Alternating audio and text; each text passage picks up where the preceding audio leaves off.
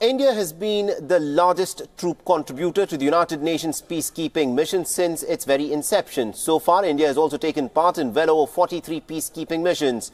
WION is on ground zero exploring what it takes for the Indian Army personnel to serve in a foreign land.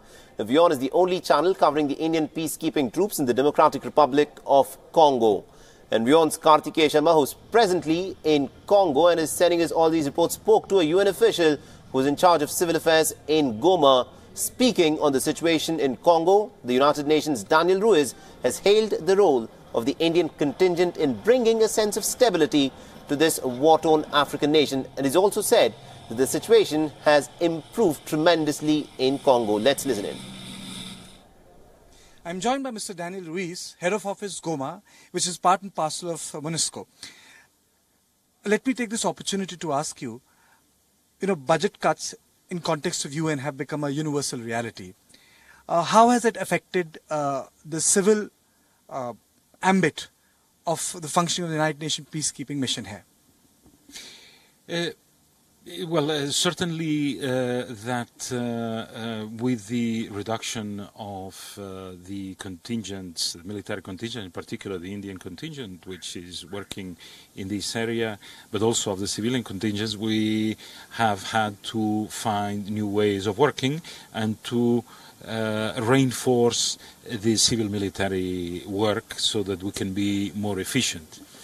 However, all the peacekeeping missions have a day when they start, a day when they finish.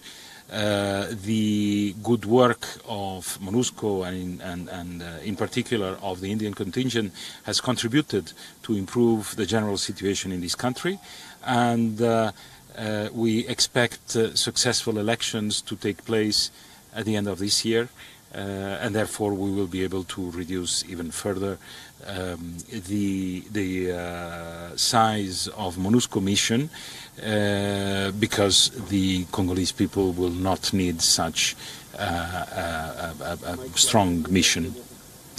You are of the view that the Congolese people may not require a large mission such as this, but how do you see the current scenario in context of delayed elections and the ethnic conflicts in certain parts of Congo? I do not mean that these conflicts that are happening in the east of Congo that have an ethnic connotation, but certainly also an economic background, will disappear. But if we compare the situation that happened in this country when the mission started and now, it has very much improved. Regarding the elections, I am confident that the political actors will have the common sense of resolving the transition of power in a peaceful manner, and that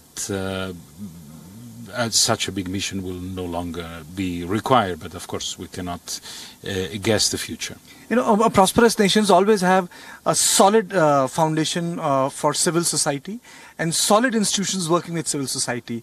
Now, in context of your Congo experience in UN, what are the biggest impediments here in Congo which explains the lack of a vibrant middle-class civil society throughout this country?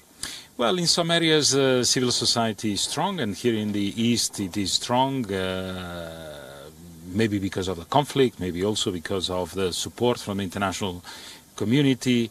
But what the Congolese society needs is a functioning economy. They have enormous resources, but they are not always well managed, and that is certainly what ultimately will permit the Congolese people to become a prosperous nation, as happens in India or in other countries. You're talking about resources. The country doesn't even have roads outside its cities. That is precisely the problem. There's a lack of infrastructure, there's a lack of local governance, but we're confident that with this progress that is being done in the political field, the governance will improve, which will favor more economic development. How do you see the contribution of the Indian military in United Nations peacekeeping mission here? in Congo? Well, the contribution, the military contribution of India to the peacekeeping mission and therefore to the stabilization of the Democratic Republic of Congo has been essential.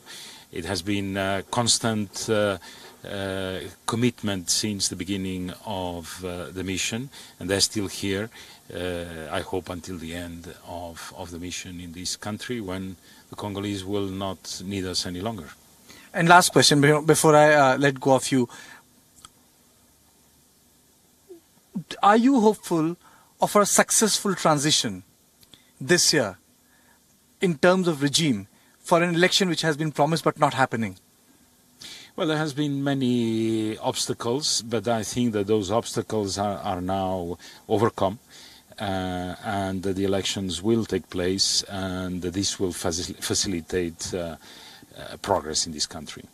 Thank you for speaking to WION with camera person Manish Srivastava, Kartikeya Sharma from Goma for WION.